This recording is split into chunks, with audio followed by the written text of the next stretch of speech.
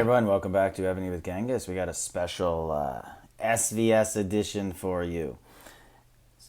Small PP came to our server, decided to fall asleep. We actually heard this would happen, and so I filmed it. So we decided, we were going to attack this guy.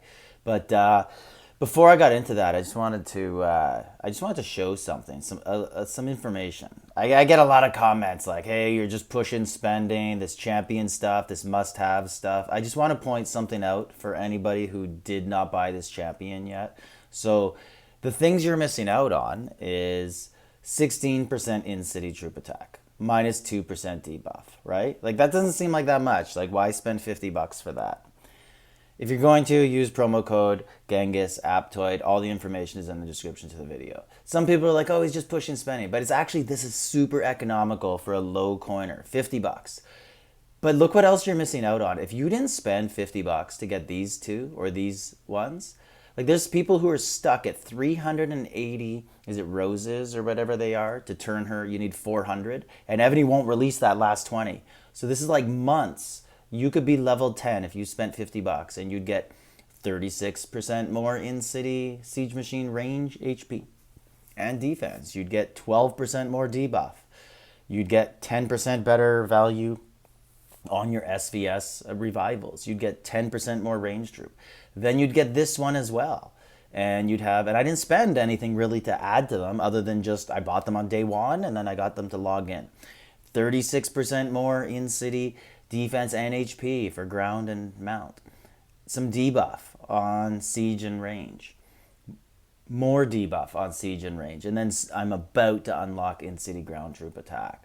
So it's really, really worth it to spend on these champions on day one. Just get them, start logging in, get the login points every day, and it adds up. And the thing is, a lot of people don't spend on them. This actually is something a lot of medium or big coiners don't spend on. And then you actually do catch up a little bit. Now to today's video.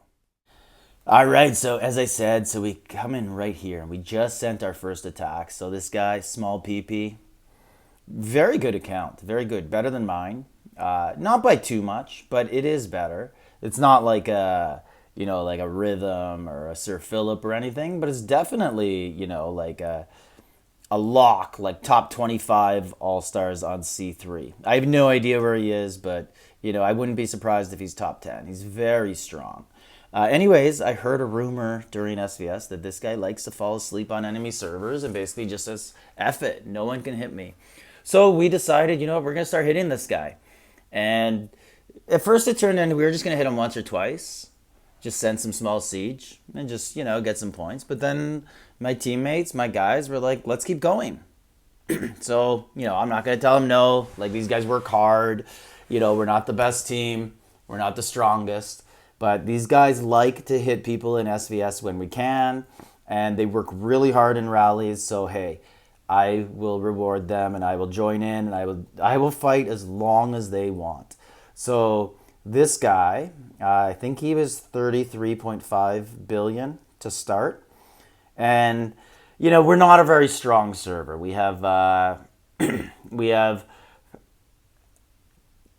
2 all-star finalists on our team, like 2 players with every dragon in the game. And then after that, it's a big drop-off.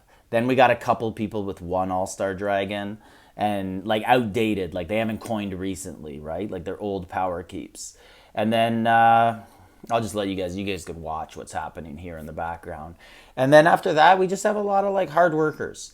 But the Vietnamese, they like to attack, and they if you come for our throne, they want to fight, and they don't care if we're going to lose. Let's just go. So I knew we weren't going to win. We weren't going to zero this guy. We hit him, I think, maybe 7 or 8 times. And, just our thought was, you know what? You want to come sleep on our server, disrespect us. Same as anybody comes for our throne. We may not be able to defend it. We've been conquered a couple times recently. But we fight, and we will hit, and we'll make someone have to heal. And this guy, well, afterwards, they were all in SVS chat saying how, 10 against 1, he whooped you. But like, yeah, you could see his teammates started teleporting over, rushing to his defense, sending rains. They started to see what was going on. And honestly, we might have kept going. If the rains didn't come in and it was still a surprise thing, we might have kept going after this guy. And we end up getting him down to, I believe, 26.5 billion. And we sent one or two more at the end after we kind of scared off the reinforcements. And you'll see here coming up, we kind of switched strategies. Instead of going after this guy, I start to hold the rallies. And I don't send them after a minute or two when they're filled. And we were getting about 36, 37 million in a rally, which is the best I've ever seen for us. So people were motivated. It was good. We had almost all our top guys on. And so we switched strategies to let's hold the rallies longer than 5 minutes so the people reinforcing will lose their bubble and we'll be able to hit them. But I think they started to realize what we were doing and they started to port home and port back to rejuvenate their 5-minute SVS bubble. But one of the best things about this was just I don't get a lot of time to analyze the marches that come into our rallies in Battlefield. So this was a good chance for me to look, and other people in our alliance were actually pointing out and being like, hey man, you sent the wrong stuff, recall, re-put it in, because we didn't have to worry about any attacks against us in SVS. Because this is basically a 2-man alliance, and both of them are sleeping. I heard rumors that one is from Texas and one's from California, so this was right at the time. We actually discussed, we had a feeling this was going to happen. And we actually discussed as an alliance before, what are we going to do when this Sunday morning? We discussed going for their throne and trying to conquer when they slept, which is what people do to us. Or we're like, we don't, we could sit there for 4 hours and these guys could wake up and they'll stop us if they want. Or someone will get hurt. And then we said, you know what, let's just hit this guy. So that's what we were doing. And it was fun. All our guys really liked it. We actually just got, so the second guy with all the All-Star Dragons, we actually just got that account back in our alliance. So I don't think we would have been conquered the last couple times if it wasn't for that. Maybe the time they glitched and did the invisible keeps, yeah. But the other time, if this keep was with us. So basically a unified server once again. And Battlefield's been looking good since that. It's only been a week, but been positive. Anyways, back to what's going on here. So yeah, so we start to focus on these guys with 5-minute bubbles. And then we kind of scare off the rains because of that. So then we launch a couple more. The guys really want to try a T13 rally on him. And we did, and it took a lot. We took this guy, we took probably, I think we took 15 million T15 siege off of him. We took about 6 or 7 million T14 horse. We took another maybe 15 million T14 siege, and then random sieges, like all T1 to 4 siege were gone, like maybe 100 million of them. Just to anybody watching, that's why if you're gonna be like bulking siege at a low level, start above 4. So start at 5+, because T1 to 4 has such a short range, they just die. First attack, they were gone. We did send an archer attack. We just wanted to see, like, could we kill some horse? And we really did. But it was just more economical to keep sending T11 siege.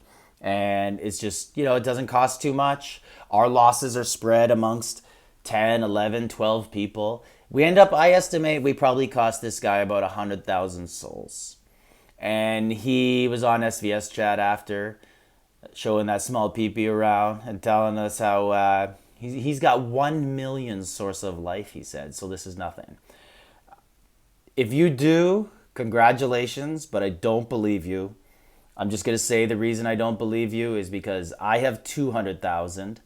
And I think in all of the keeps I've ever shown on GK Realty, and I've shown many, many keeps that are better than mine, I've never seen, I think one person ever had more souls than me, and he had 350,000. And I don't think anyone else has ever had over 200,000. So, and this guy plays SVS all the time. So to have 1 million, I don't think so. So to cost this guy 100,000 soul, like nobody's happy about that. I don't care if you have 1 million. Like it's hard to get source of life in this game. You basically get them through spending money, or basically they just add up from doing events and events and events. And if you don't play SVS, then you get to save them, right? And then you can, have a lot in the inventory. So my dragon is only level 9, so it's really annoying. So I have to keep reviving my siege generals because they die, because the dragon will keep them alive, but it's not level 10 yet for that power that will keep them alive. But we just continue to go after this guy. And look, there's no mistake about this. Our SVS scores aren't pretty in this.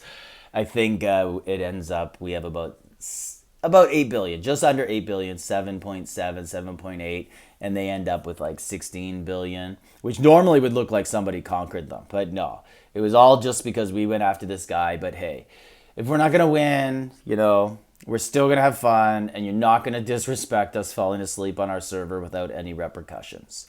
And I honestly think, like, no matter what this guy says, he's not going to do this again on another server. Like, these things add up. It does cost money. But anyways, just thought you guys would be interested in this. We are usually a super boring SVS server, but something exciting came up, so I thought I'd share it with you guys. Anyways, let me know how your SVS is going. Like, subscribe, leave a comment.